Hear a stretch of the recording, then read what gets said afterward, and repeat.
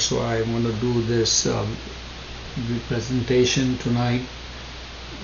I came across a company that's quite interesting, and the company is NL Industries. This is the long-term chart, and you can see these nice spikes, and just 15, 20. This is now another one forming. Don't know how far this will go, but I think it could easily go up to 15, maybe even $20 this time. So it's quite interesting.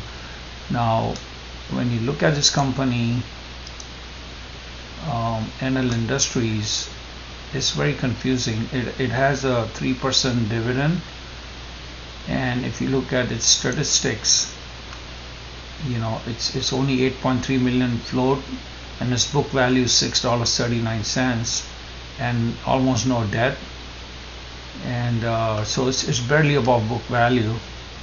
Now when you come to profile, it says it is involved in the mechanical lock business.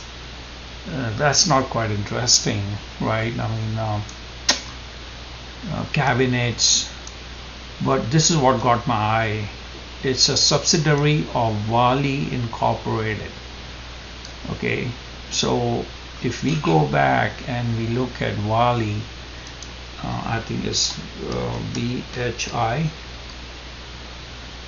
Wally has been on a tear lately,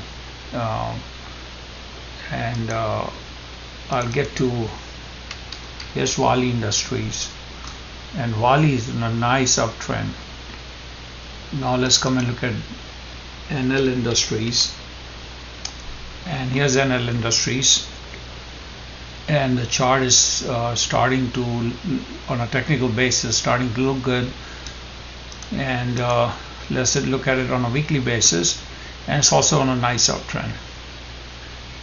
So the question here is, this is a lock company, and Wally Industries, what does that company do? It's a subsidiary, and they are in the chemical business. So they do paints and plastics, and titanium dioxide, which is a pigmentation for paint. And I mean, this is much bigger, right? So now if you come to NL Industries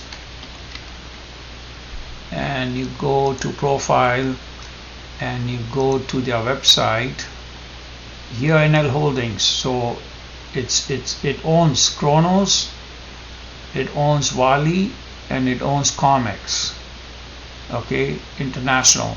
Now these companies are in the titanium dioxide industries, and if you want to look at chart of Kronos, Kronos is ready to break out. Here's the daily, and then you look at, I think, the CIX. Look at this thing, it's on a tear.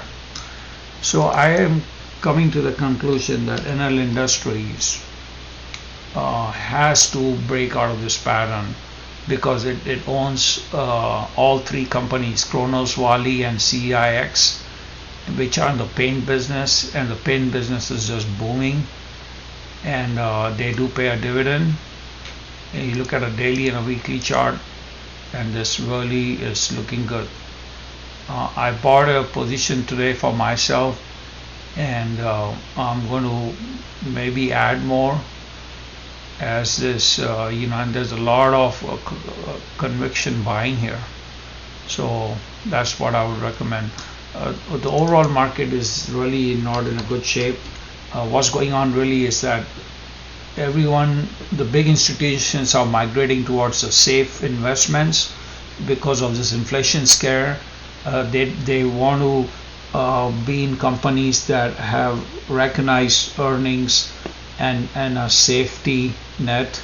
So you can see companies like Apple and Microsoft and Lockheed, and the safe blue chip companies attracting a lot of the volume, and the growth stocks are selling off. and I think that um, uh, this is not going to last very long.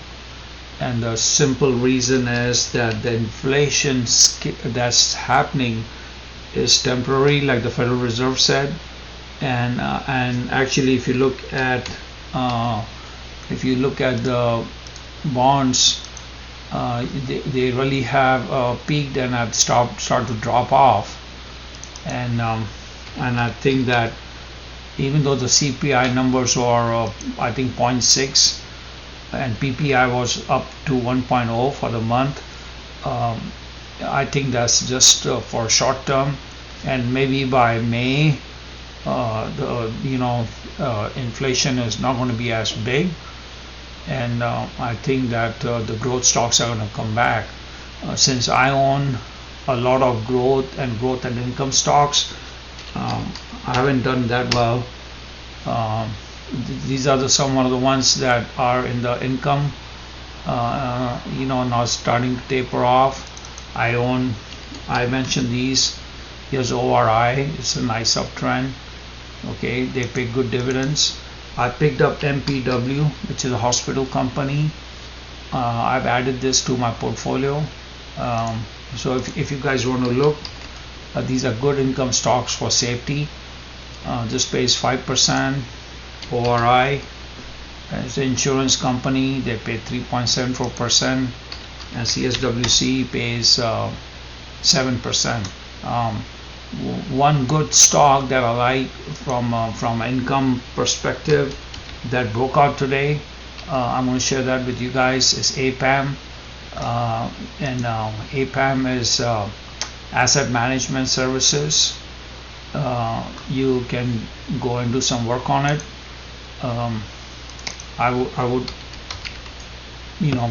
maybe own a bit here. This is a nice breakout.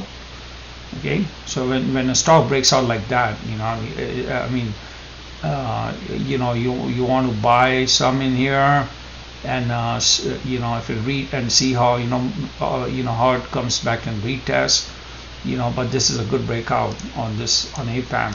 Okay, you can see that it's a nice breakout. Okay, so again, if you use a cup and handle thing, you don't see the cup here, but there's a cup, a little bit of handle. But 45 to 52, that's $7. So I would expect this to go to 61 within the next couple of weeks. Okay, so you do the math, you can get like a 5% return on this.